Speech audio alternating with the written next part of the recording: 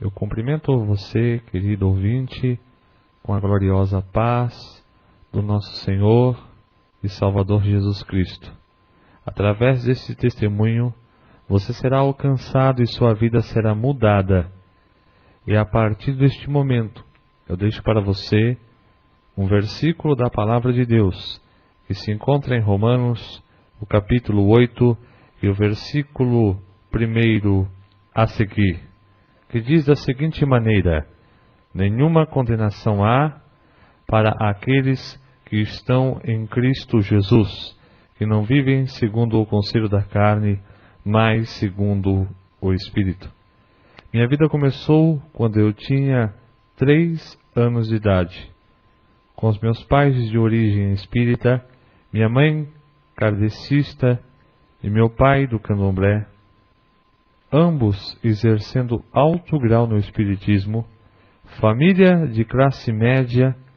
Um certo dia, andando com minha mãe no centro de São Paulo, fomos abordados por uma mulher, portanto, um brajá no seu corpo com um turbante branco na cabeça.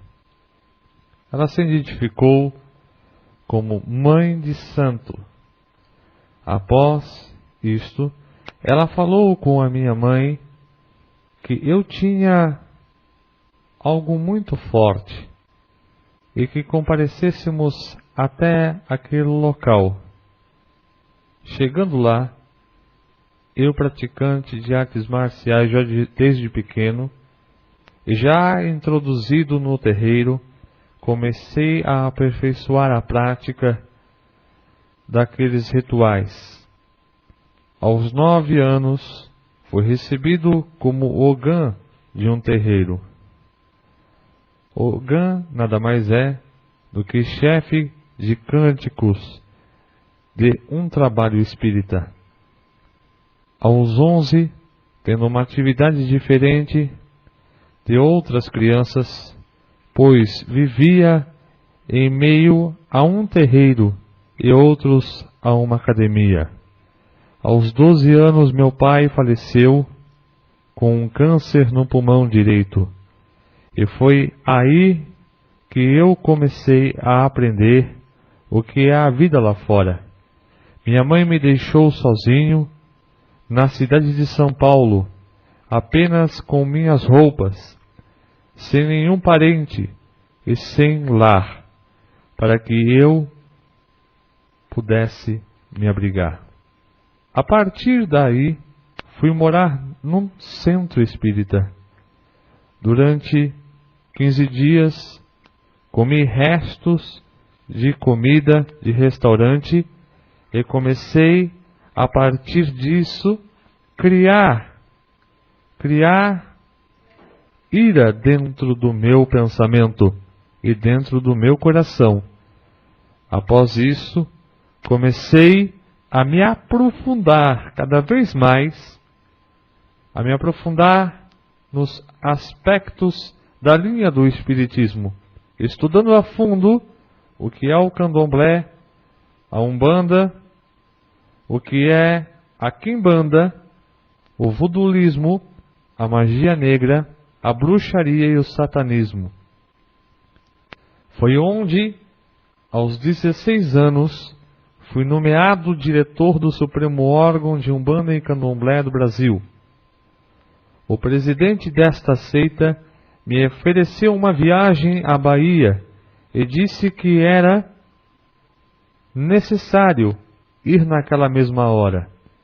Arrumei aquelas malas e peguei o primeiro voo com destino a Salvador, Bahia. Lá chegando, conheci uma mulher, e esta mulher nada mais era a mãe menininha do Canto A, aonde eu passei 120 dias trancado no roncó, deitado, com banhos de sangue diariamente e banhos de orixalá, que nada mais é do que água de canjica, banhos de abó, que significa flores de plantas podres, dentro de um vidro, As minhas costas foram cortadas para a implantação de sangue de animais, como de bode, de boi, de porco. Foram vários cortes. Ela disse a mim para raspar, para que eu pudesse catular e pintar a minha cabeça. Aceitei aquilo na mesma hora. Eu só sairia dali, pronto para enfrentar qualquer tipo de adversidade que o mundo pudesse colocar à minha frente. Nestes 120 dias, não podia realizar, não podia levantar, nem ir ao banheiro. Todas as necessidades fisiológicas eram realizadas naquele quartinho 4x2. Os vermes orgânicos daquelas oferendas postas sobre a minha cabeça e no meu corpo também, ao completar os 120 dias, levantei para ser um babalorixá, um pai de santo. E foi daí que eu comecei a me envolver com pessoas e mais pessoas influentes, como senadores, deputados e governadores, artistas e cantores, e pessoas de alto nível social, e também pessoas de nível baixo, que me procuravam. Comandava terreiros no Rio de Janeiro, na Grande São Paulo e no interior do estado. Foi quando o inimigo da nossa alma, chamado Satanás, chegou a mim e disse que se eu queria mais poder. Automaticamente eu disse sim.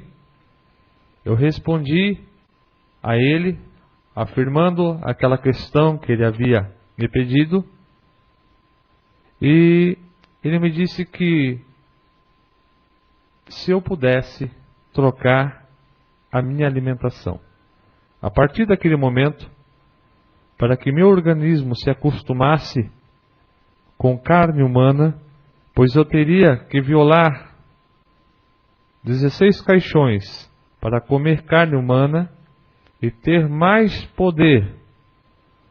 Foi onde eu e a minha comitiva de médios fomos até o primeiro cemitério, pois os corpos eram analisados antes de serem violados. Naquela noite, indo em direção ao cemitério, tiramos a primeira urna para fora, e o semblante daquela pessoa estava abatido, o rosto fechado. Colocamos o punhal sobre seu estômago, retiramos as vísceras e comi. Meu organismo rejeitou e eu expeli aquilo para fora. E naquele momento ele me disse: coma, pegue do chão. E automaticamente, após aquilo, ele pediu para que eu arrancasse o crânio. Arrancasse aquele crânio daquele morto e comêssemos a massa encefálica e bebemos o sangue do crânio, e sucessivamente até chegar na 16ª pessoa. Foi ao analisar no velório desta última vítima que eu questionei o povo que eu acompanhava aquela esquife. Não chorava. Eu notei como Jesus também, ao ver aquela esquife passando, e barrou a passagem daquele povo, e ordenou que o jovem que estava nela se levantasse e voltasse à vida. A partir daquele momento, Deus já estava dando ordem aos anjos: a respeito da minha vida. Foi quando, naquela mesma noite, eu e mais alguns daquela caravana, entrando no cemitério e desenterrando a última urna que o Satanás havia pedido, ao abrir a urna, eu me deparei com o semblante daquela moça que estava alegre e não estava abatido e triste como os demais. Ela não portava crucifixo e nem terço. Foi quando a voz, como a voz de muitas águas, aonde os seus olhos estão sobre toda a parte, pois são como chamas de fogo. Chegou a nós e disse: homem, lhe dou uma ordem, feche esta urna e a enterre novamente, porque nos meus ninguém toca. Era uma voz diferente, uma voz que trazia temor e tremor, pois a voz de Satanás traz consigo medo e pânico, pois o próprio Jesus disse: eu vim para que tenham vida, e vida com abundância. Após isto, ao enterrarmos e saímos correndo do cemitério, mas no dia seguinte a curiosidade falou mais alto. Voltei ao cemitério pela manhã e vi uma placa pequena naquele jazido, escrito: o Senhor é o meu pastor e nada me faltará. Deus, Ele guarda até os restos mortais daqueles que o invocam e o temem, e os livra de todo mal. Comecei então a pensar na vida e, convidado a participar de um congresso mundial de feitiçaria e bruxaria em Goiânia, naquele teatro, um africano trazia em suas mãos um vidro preto, e tirando de dentro deste pequeno vidro, um feto. E este feto andou e falou no palco. Em segundo lugar, um tailandês que fez chover fogo no palco. E em terceiro, um chinês fez a sua imagem ser refletida em vários fragmentos de um espelho quebrado. E eu fui nomeado o quarto ex-bruxo do mundo, pois mostrando uma maquete da cidade de Goiânia, durante 45 minutos, a cidade ficou em blackout. E somente aquele palco tinha luz. Fui declarado nesta convenção como o 6º ex-feiticeiro do Brasil, mediante muitos que haviam naquele lugar. Voltei para São Paulo.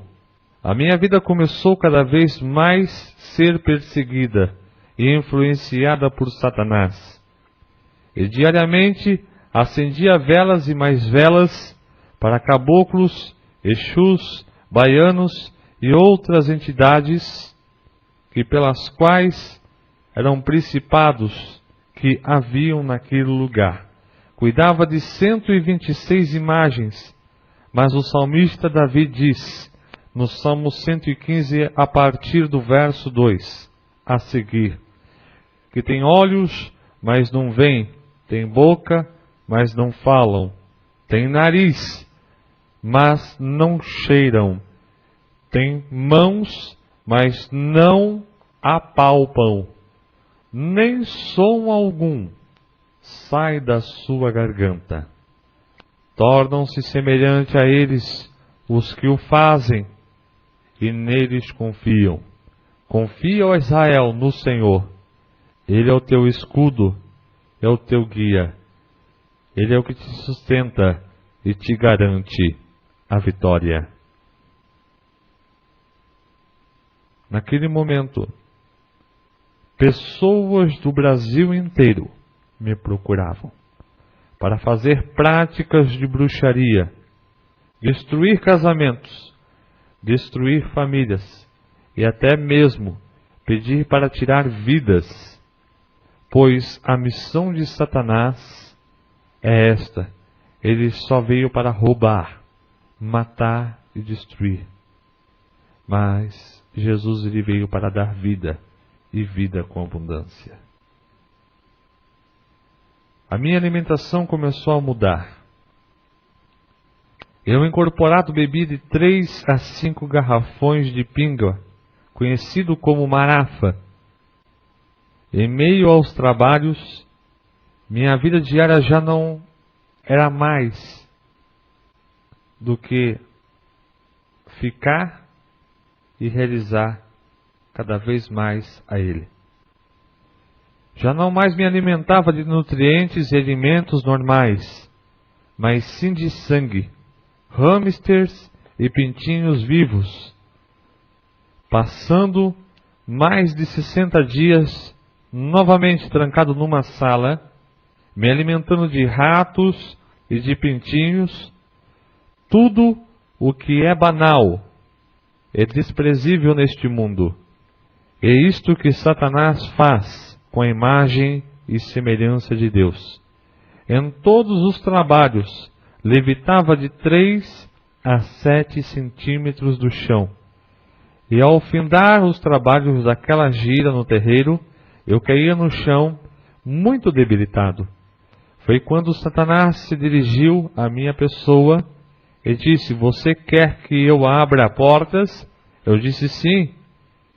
E aí eu me ingressei na carreira de segurança pessoal, trabalhando com cantores famosos como Zezé de Camargo e Luciano, Christian Ralph, Fábio Júnior.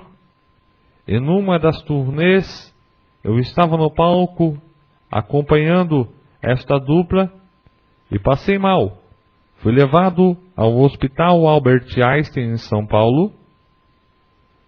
E foi quando eu acordei num quarto com uma junta médica olhando para mim. Com vários laudos de exames, o médico dirigiu-se a mim e disse que no raio-x da minha cabeça acusou uma mancha e foi elaborada uma tomografia. E esta tomografia foi uma tomografia computadorizada. E foi constatado que havia um câncer em estágio 4 e eu teria 3 meses de vida. Ele me deu algumas alternativas, como enfrentar 18 cirurgias, fazer 25 sessões de quimioterapia ou radioterapia, ou somente aguardar a morte. Disse-me também que o meu globo ocular havia secado e eu ficaria cego em breve, e que eu possuía uma enfermidade maligna crescente em meu estômago. O médico brincou comigo e perguntou se eu tinha um plano, e eu respondi: "De saúde, doutor?" Ele disse: "Não, funerário. Você vai precisar de um." Eu pesava 125 quilos e fazia 25 sessões de quimioterapia e cheguei a pesar 40 quilos. Todo o dinheiro que eu ganhava no meio espírita acabou, pois Satanás ele dá com uma mão e tira com as duas. Mas o nosso Deus lhe dá muito mais, lhe dá vida dura para sempre. Mas foi daí que eu comecei a questionar um pouco mais de mim. Eu morava numa mansão, e de uma mansão, morando para um quarto de 4 por 2,5. Tudo o que eu tinha foi embora. Foi quando levado àquele quintal onde eu estava derramando um pouco de água, passou um rapaz trajando um terno preto e um livro na mão direita. Eu fui ao portão e, ao chegar ao portão, voltou atrás este homem e me disse: "Você é o Marcos?" Eu disse sim. Ele disse: "Ok. Eu vim lhe convidar para você vir comigo a uma reunião." E eu na mesma hora disse sim. Pedi que ele aguardasse eu mudar de roupa para nós irmos. Ao entrar naquele quarto onde eu morava, pensei: ele deve ser maçom. Só que Satanás chegou ao meu ouvido e me disse: "Vai preparado." Eu peguei um brajá, que é uma guia transpassada, e coloquei no meu corpo. E Satanás disse que não era esta preparação que ele queria. E ele me levou a pegar uma arma que eu portava, pois eu era extremamente violento naquela época. Eu era segurança e eu andava com uma 765 na cintura, uma 44 Magnum nas costas, uma 12 repetidora e uma Winchester 15 tiros. Levei a 765 mais 2 pentes municiados e fui com o rapaz para o lugar que combinamos. Só me restava 2 meses de vida e eu já estava cego. Cheguei à porta daquele templo e o porteiro 2x2, 4x4, parecia um armário, olhou para mim e me disse, com a sua mão estendida e o seu rosto, um sorriso: "A paz do Senhor." Pois até então eu não sabia o que era paz, eu não sabia o que era tranquilidade. Ele notou que eu portava uma arma, pois aquele irmão era militar e tinha experiência nesta área. Fui convidado a sentar na primeira fileira daquela igreja. Eu não queria sentar na primeira, e sim na última. E começamos a debater. Ele, tomado pelo Espírito Santo, pronunciou uma frase com muita unção e autoridade de Deus. Ele olhou bem dentro dos meus olhos e falou: "Sente na frente, em nome de Jesus Cristo." Porque há poder no nome de Jesus Cristo. Era um culto das irmãs do ciclo de oração. De repente, eu escutei alguém chamando o meu nome. E o som vinha da porta de entrada. Minha vontade era de sair dali correndo. Era uma irmã que estava pregando a palavra de Deus.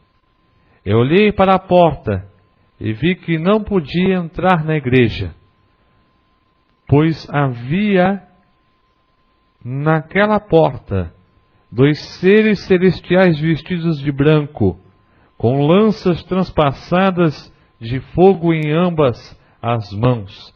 E ele só gritou para mim: "Atira nesta mulher."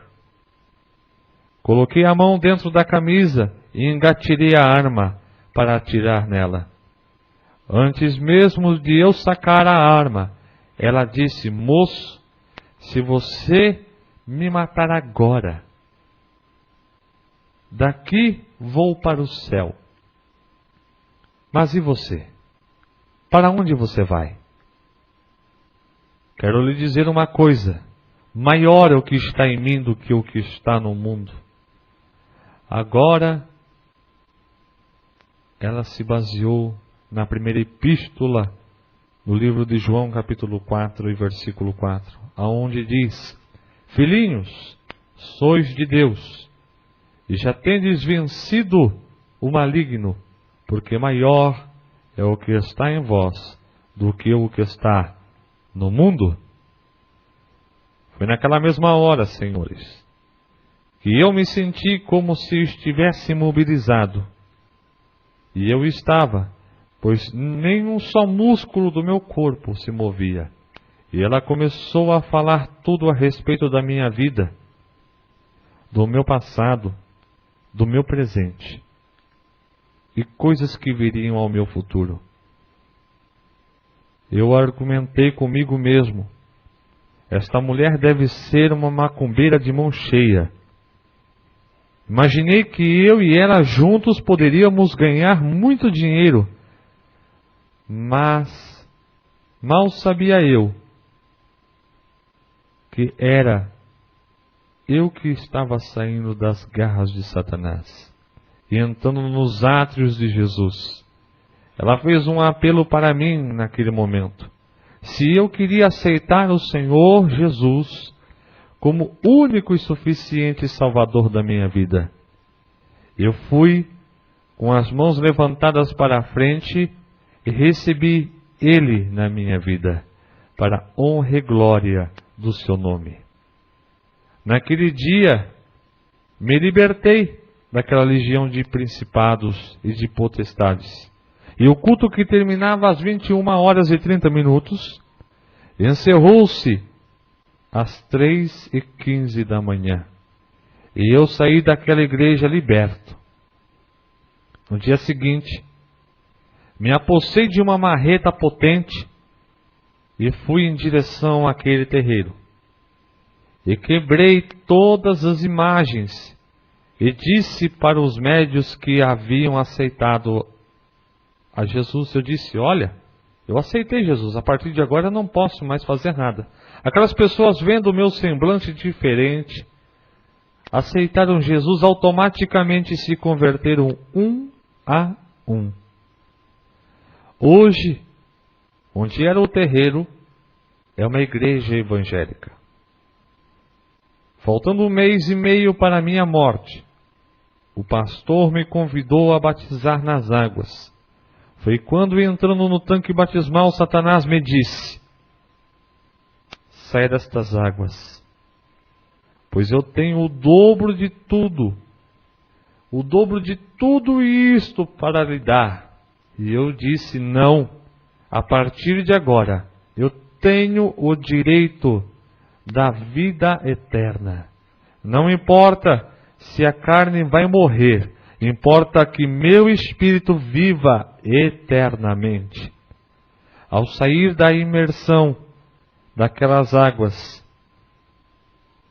vi um anjo em minha direção e disse para mim: a partir de hoje, faço promessa de vida eterna à sua pessoa.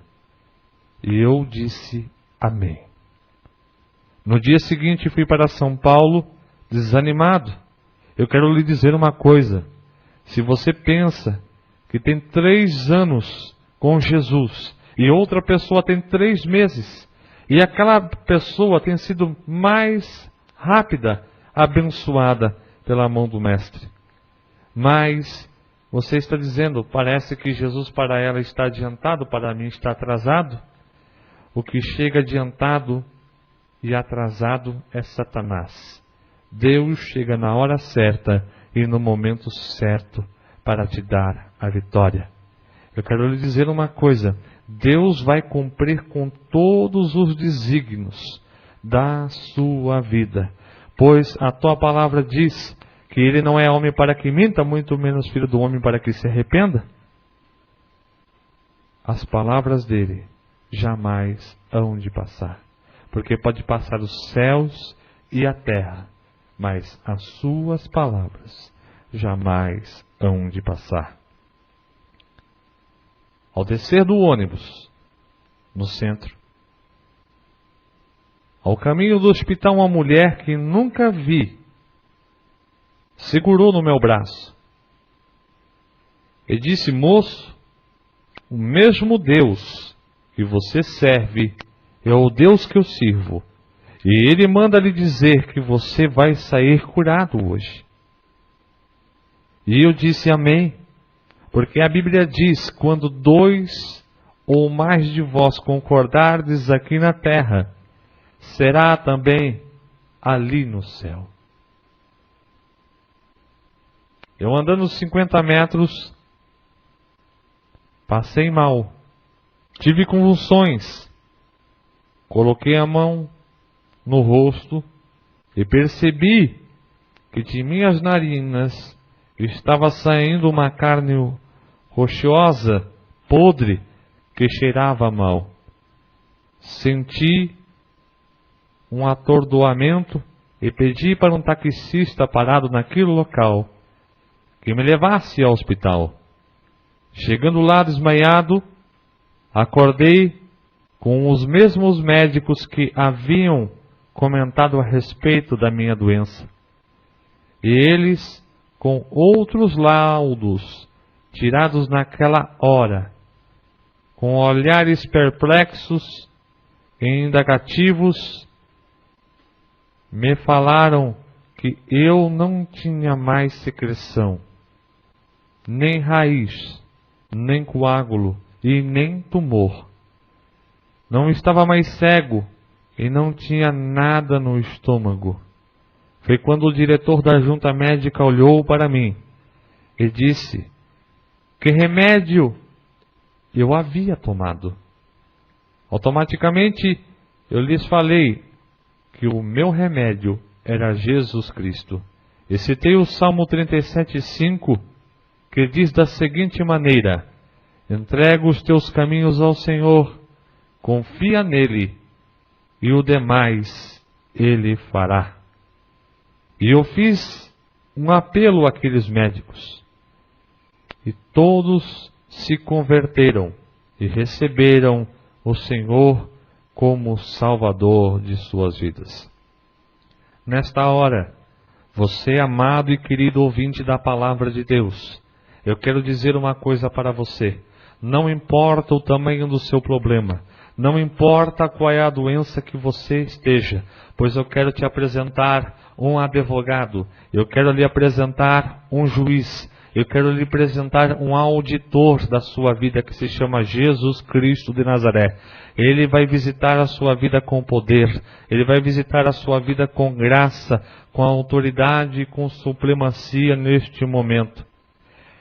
Porque a palavra de nosso Deus, ela diz no livro de Romanos, no capítulo 10, e no versículo 9 a seguir: se confessares ao Senhor Jesus Cristo como único e suficiente Salvador da sua vida, e crerdes que Ele ressuscitou de entre os mortos, será salvo. E para que você tenha esta salvação, eu quero orar pela sua vida. Quero lhe dizer uma coisa: se for um problema financeiro, se for um problema dentro do seu lar, se for um problema dentro do seu trabalho, Jesus, Ele está aí com você neste momento. Ele está na tua casa, Ele está no seu trabalho, Ele está neste hospital, Ele está na sua igreja. Eu quero que você curve a sua cabeça. E eu quero te dizer uma coisa: há solução para o teu problema. Senhor, venha neste momento alcançar esta vida. Porque tu conheces o coração desta pessoa que está ouvindo este relato, este testemunho. Pai, vai ao encontro desta vida neste momento. Senhor, se for um problema financeiro, que o Senhor venha resolver agora. Senhor da glória e da graça, venha resolver este problema sentimental desta pessoa. Ajuda, esclarece. Pai, aplane os caminhos desta pessoa, porque esta pessoa está aceitando o Senhor como único e suficiente Salvador da sua vida. Escreve o nome desta pessoa no livro da vida. Coloca os pecados dela neste grande mar do esquecimento. Sela com teu sangue. Capacita ela para a vitória. Em nome de Jesus Cristo. Amém. E amém. Se você foi alcançado por este testemunho, procure a igreja evangélica mais próxima da sua casa. Em nome de Jesus Cristo. Eu quero lhe dizer que Deus vai cumprir com todos os desígnios da sua vida, e pelas quais um dia Ele fez promessa dentro de você. Fique na dispensação do Senhor Jesus e que Deus lhe abençoe para sempre.